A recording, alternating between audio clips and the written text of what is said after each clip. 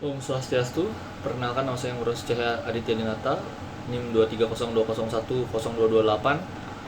mahasiswa Instiki, ya, jurusan DKV tahun 2023, angkatan 2023 sekarang di mata kuliah metodologi penelitian semester 5. Oke, hari ini juga saya akan mempresentasikan proposal penelitian saya yang berjudul perancangan film dokumenter untuk tradisi unik Mekotekan khas Desa Mengui, Bali. Oke, langsung aja. Dengan dosen pengampu mata kuliah yaitu Igede Adi Sudi Anggara Eskom MSN. Oke, latar belakangnya ialah Mekotek atau ngerebek Mekotek merupakan tradisi sakral masyarakat desa Munggu, Badung yang dilaksanakan setiap 6 bulan pada perayaan Kuningan. Tradisi ini sudah berlangsung sejak masa kerajaan Mengui dan dikenal sebagai ritual tolak bala untuk memohon keselamatan dari pagebluk. Tradisi Mekotekan ini juga merupakan salah satu warisan budaya yang memiliki nilai historis dan spiritual yang tinggi. Namun, dokumentasi dan pemahaman publik terhadap tradisi ini masih sangat terbatas. Berdasarkan beberapa pemberitaan dan laporan penelitian, banyak generasi muda Bali yang hanya mengetahui Mekotekan sebatas tumbukan kayu ratusan orang tanpa memahami makna religius dan sejarah wabah serta nilai kebersamaan yang terkandung di dalamnya. Selain itu juga media edukatif yang menyajikan Mekotekan secara komprehensif baik secara aspek ritual dan filosofi maupun dinamika sosial bermasyarakat itu juga masih sedikit dan tidak terlalu banyak.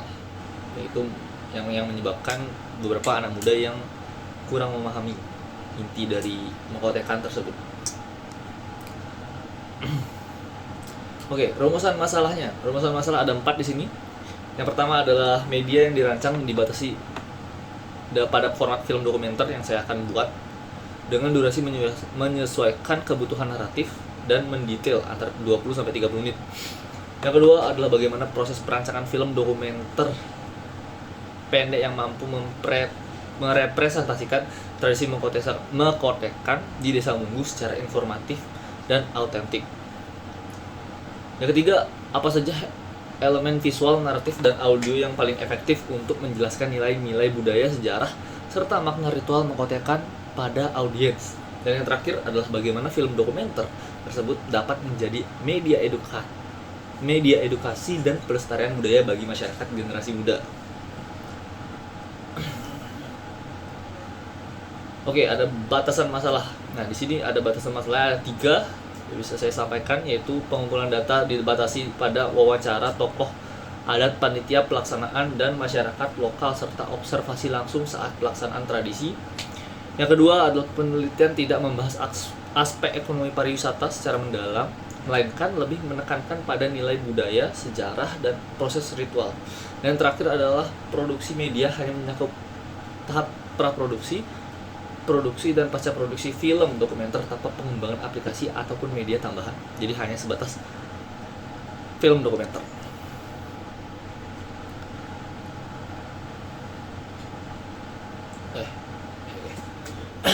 Tujuan manfaat penelitian.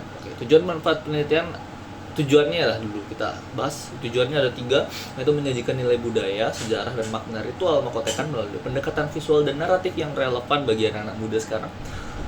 Yang kedua adalah memberikan wawasan kepada audiens mengenai pentingnya pelestarian budaya lokal melalui media audiovisual teruntuk Mekotekan.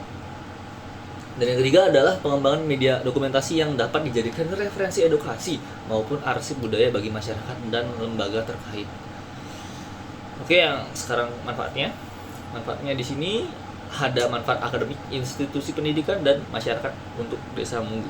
Jadi akademik dulu yaitu ya sudah jelas sebagai sarana pembelajaran bagi mahasiswa dalam memahami proses perancangan film dokumenter budaya melalui metode observasi, wawancara, dokumentasi visual, dan manajemen produksi. Itu yang manfaat akademik. Oke, yang kedua itu ada di pendidikan. Ya, pendidikan itu kayak ya di rangkuman di lingkup pendidikan itu untuknya sebenarnya untuk memperkaya referensi dan portofolio kajian budaya lokal di bidang desain komunikasi visual. Dan yang terakhir ada untuk masyarakat Munggu sendiri, yaitu manfaatnya adalah sebagai media dokumentasi tentunya, dan edukasi dalam pelestarian tradisi Makotekan, serta bagi publik umum untuk meningkatkan pemahaman dan kesadaran akan pentingnya pelestarian budaya melalui media audiovisual yang informatif dan autentik. Oke, di sini ada penelitian terdahulu. Saya cantumin ada 5 penelitian terdahulu yang saya bisa ambil. Masing-masing semuanya itu adalah film dokumenter yang mengenai budaya, bukan Makotekan tapi budaya. Jadi ada apa ya? Ada sinkron, ada hubungannya lah. Oke, yang pertama itu adalah film dokumenter sebagai alat edukasi budaya untuk pembangunan komunitas. Itu pada tahun 2024. Penulisnya Rafli H. Putra, Ilham H. Farid, dan yang lain. Metodenya adalah kualitatif studi literatur untuk menganalisis peran film dokumenter dalam pendidikan budaya dan pemberdayaan komunitas. Yang pertama. Yang kedua adalah produksi film dokumenter dari ucapan ke hati dan menjadi rasa. Itu tahun 2025, baru tahun lalu, dan penulisnya itu adalah Fahruh Pembudi dan Yosep S. Praka dan yang lain-lain. Dan metodenya yang diambil adalah metode kualitatif deskriptif dengan pengumpulan data melalui observasi, wawancara, dan dokumentasi visual. Yang ketiga adalah pengaruh film dokumenter dalam pembentukan perspektif kognitif penggunaan media sosial, yaitu mulai dari tahun 2025 juga. Penulisnya satu orang sekarang, yaitu I.S. Dayani. Metodenya kualitatif fenomenologi untuk mengkaji bagaimana dokumenter memicu proses kognitif aktif pada penonton media sosial. Yang keempat ada makna tradisi film sedekah Bumi Production Watchdog Documentary, analisis semiotika Roland Bathurst. Itu tahun 2024. Penulisnya Komaria. Metode yang disampaikan itu metode semiotika observasi, dokumentasi, dan wawancara, menggunakan teori semiotika untuk mempresentasikan makna budaya dalam film dokumenter tradisi.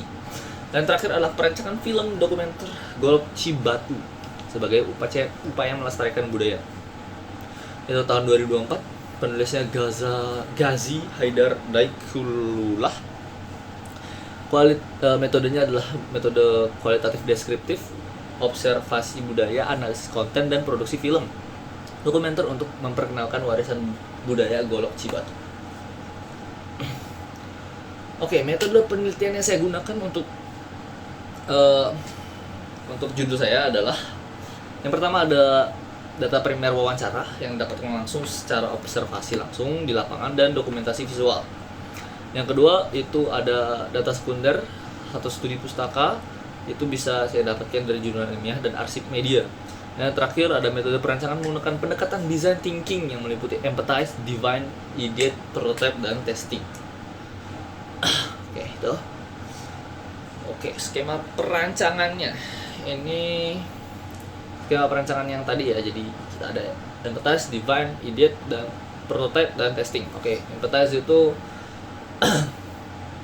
kita memahami konteks dan permasalahan budayanya. Jadi kenapa kita mengambil hal ini sebagai permasalahan untuk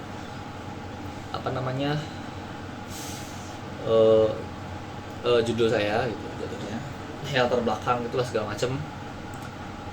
Oke, bisa dari wawancara tokoh adat, panitia, dan masyarakat desa Munggu, dokumentasi awal, foto video catatan di lapangan. Mungkin ini bagian-bagian awalnya. Studi pustaka, bisa dapat jurni, skripsi, dan berita budaya. Outputnya atau hasilnya pemahaman dalam tentang proses, makna, nilai, dan permasalahan dokumentasi Makotek. Yang kedua ada divine, merumuskan inti masalah dan kebutuhan media. Ini adalah komplikasinya. Mungkin yang pertama ada analisis data observasi, dan kedua ada identifikasi permasalahan utama, kurangnya pemahaman publik, minimnya dokumentasi visual, yaitu yang bisa kita berikan solusi kan, minimnya dokumentasi visual. Yang ketiga ada penentuan tujuan perancangan film dokumenter, penentuan tujuan perancangan film dokumenter. Dan yang terakhir adalah penetapan target audiens dan pesan utama yang ingin disampaikan dari film dokumenter tersebut. Ya, Jadi outputnya adalah kita mendapatkan perumusan masalah, tujuan perencanaan, dan konsep kebutuhan media. Oke, yang ketiga adalah ide, membrainstorming.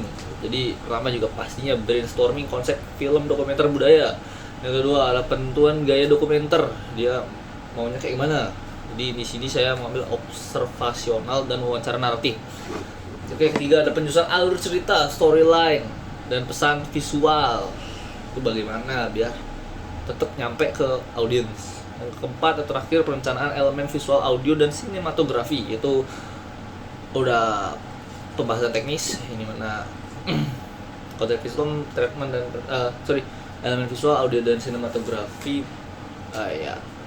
Ya udah termasuk teknis lah. Jadi outputnya adalah konsep film sudah dapat, treatment, dan rencana produksi. Oke, yang keempat ada prototype. Prototype itu mewujudkan konsep menjadi karya nyata. Ya udah action lah gitu. Pertama ada praproduksi, yang pastinya kayak buat film, menyusun naskah, shortlist, jadwal produksi. Yang kedua ada produksi, pastinya pengambilan gambar, prosesi pengkotekan dan wawancara. Dan terakhir ada pasca produksi, ya itu editing, pastinya editing, penyusunan struktur film, hal-hal yang setelah syuting lah. Oke, outputnya adalah prototipe film dokumenter, roketnya, potongan kasar. Nah sekarang testingnya udah jadi nih.